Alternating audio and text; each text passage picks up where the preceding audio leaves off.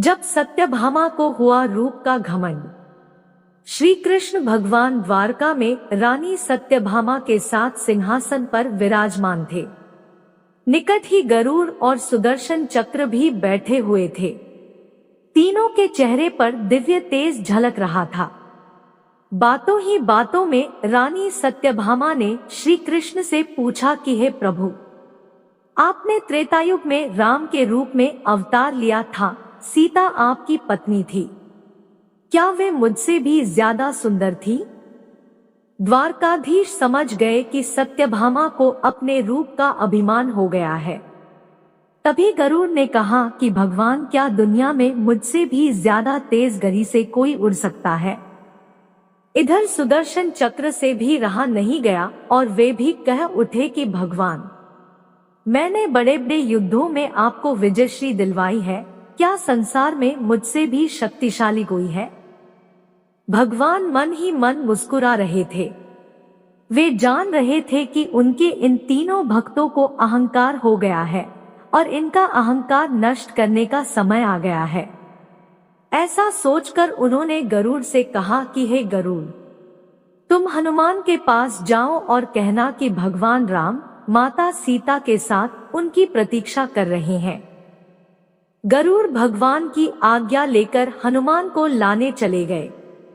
इधर श्री कृष्ण ने सत्यभामा से कहा कि देवी, आप सीता के रूप में तैयार हो जाएं, और स्वयं द्वारकाधीश ने राम का रूप धारण कर लिया।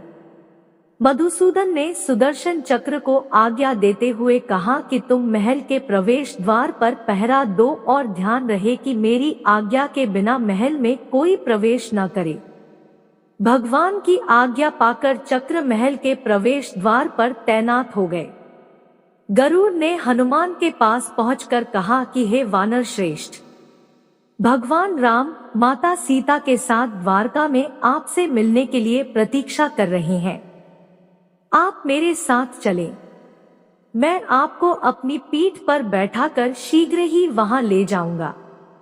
हनुमान ने विनयपूर्वक गरुड़ से कहा, आप चलिए, मैं आता हूँ। गरुड़ ने सोचा, पता नहीं यह बूढ़ा वानर कब पहुँचेगा। खैर, मैं भगवान के पास चलता हूँ। यह सोचकर गरुड़ शीघ्रता से द्वारका की ओर उड़े। पर यह क्या? महल में पहुंचकर गरुड़ देखते हैं कि हनुमान तो उनसे पहले ही महल में प्रभु के सामने बैठे हैं। गरुड़ का सिर लज्जा से झुक गया। तभी श्री राम ने हनुमान से कहा कि पवन पुत्र, तुम बिना आज्ञा के महल में कैसे प्रवेश कर गए? क्या तुम्हें किसी ने प्रवेश द्वार पर रोका नहीं? हनुमान ने हाथ जोड़ते हुए सिर झुकाकर अपने मुंह से सुदर्शन चक्र को निकालकर प्रभु के सामने रख दिया।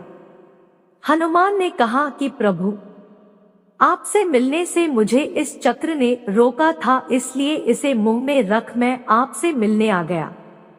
मुझे क्षमा करें। भगवान मन ही मन मुस्कुराने लगे।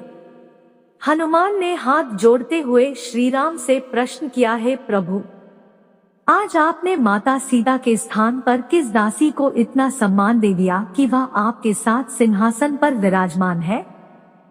अब रानी सत्यभामा का अहंकार भंग होने की बारी थी। उन्हें सुंदरता का अहंकार था जो पल भर में चूर हो गया था। रानी सत्यभामा, सुदर्शन चक्र व गरुड़ जी तीनों का गर्व चूर चूर हो गया था। वे भगवान की लीला समझ रहे थे। तीनों की आंखों से आंसू बहने लगे और वे भगवान के चरणों में झुक गए। अद्भुत लीला है प्रभु की। अपने भक्तों के अहंकार को अपने भक्त द्वारा ही दूर किया उन्होंने।